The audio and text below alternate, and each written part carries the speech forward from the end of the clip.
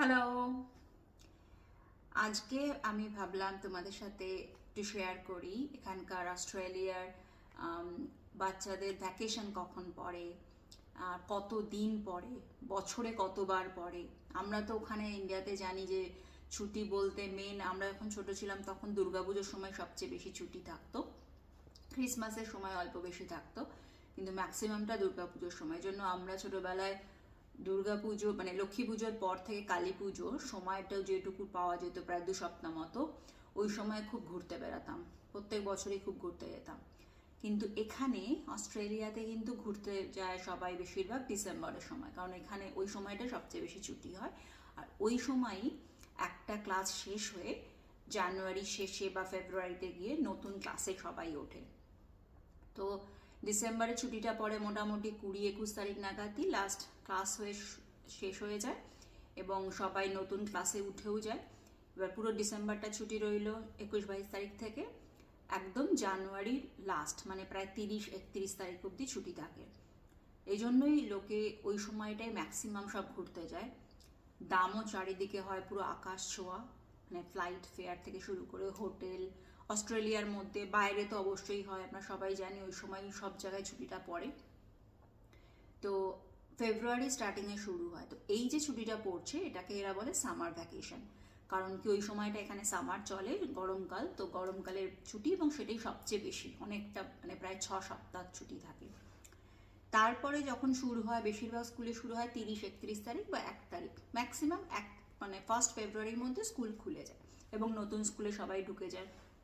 এবার যদি তুমি দেখো তাহলে কত সপ্তাহ হচ্ছে, 1 2 3 4 5 6 7 8 9, মোটটা 9 10 11, প্রথম 11 সপ্তাহ পুরো ক্লাস হয়, ভালো রকম একদম ক্লাস শুরু হয়। তারপরে এপ্রিলে, যেই 11 সপ্তাহ পরে এপ্রিল মাসে মিডের মতো থাকে, তখন গিয়ে শুরু হয় এখানে সেটা হচ্ছে তোমার সামারের পরে যেটা আসে অটাম, মানে শরৎকালের ছুটি।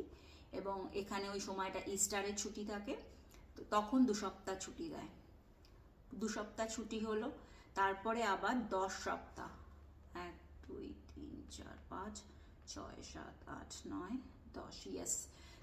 ওই অটামের ছুটিটা যেই শেষ হয়ে 10 সপ্তাহ ক্লাস হয় সেটাকে বলে টার্ম 2।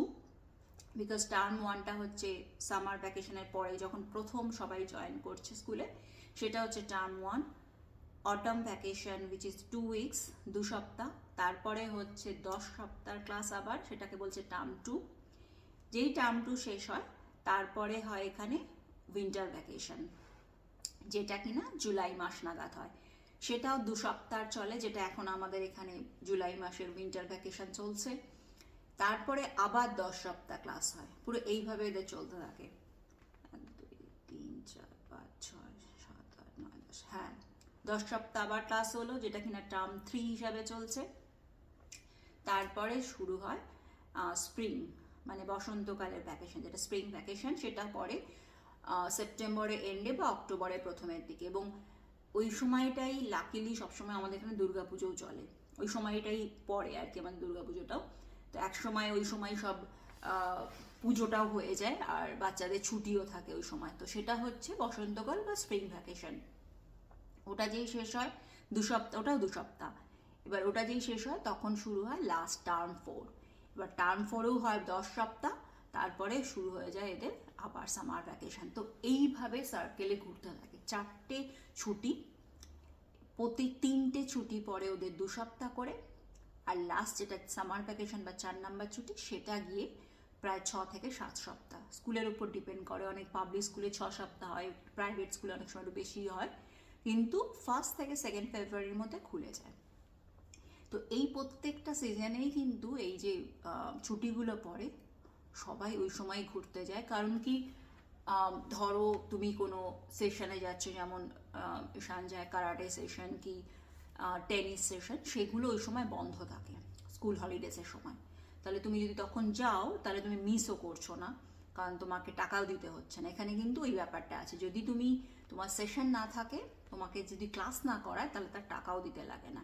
কোচিং সেন্টারে যাবে সেটাও তাই, ঈশান যে কোচিং সেন্টারে যায়, যেই টার্ম বন্ধ হয় আর স্কুল হলিডেজ শুরু হয়ে যায় তখন কিন্তু ওরা টাকাও নেয় না, ওরা পড়ায়ও না, ওরা টাকাও নেয় না।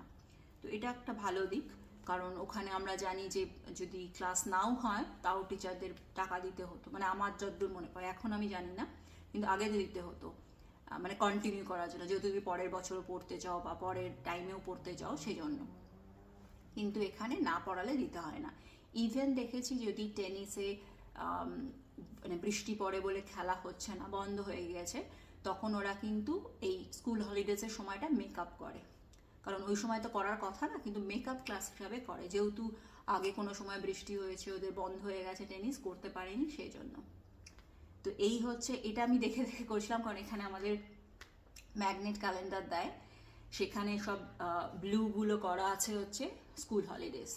তো আমাদের দেখতেও সুবিধা হয়, এক জায়গায় লিখেও রাখি যে কোথায় কি কি প্রোগ্রাম আছে, স্কুল হলিডেজে কোথাও যাওয়ার থাকলে সেগুলো অ্যারেঞ্জ করি ওই সময়।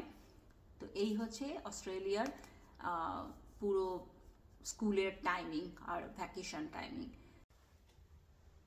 এবার দেখে নাও ঈশান স্কুল হলিডেজে কি করলো। এই বয়সটা তো এমন একটা বয়স যে অন্য আর কিছুই করা যায় না গেম খেলা ছাড়া। তো আমাদের এখানে একটা এরকম গেম জোন আছে, যেখানে নিয়ে গেছিলাম, ওর একটা পুরোনো বন্ধু এসেছিল, সেখানে দুজনে মিলে বসে বসে গেম খেলা গেছে।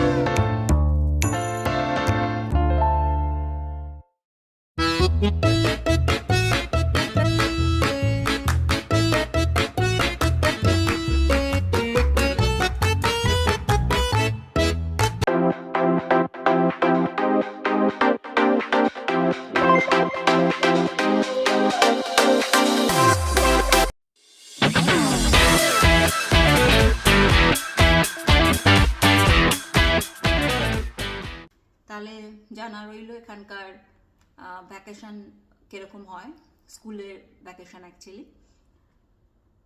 ঠিক আছে, তাহলে আজ এই পর্যন্তই, দেখা হবে পরের ভিডিওতে, বাই।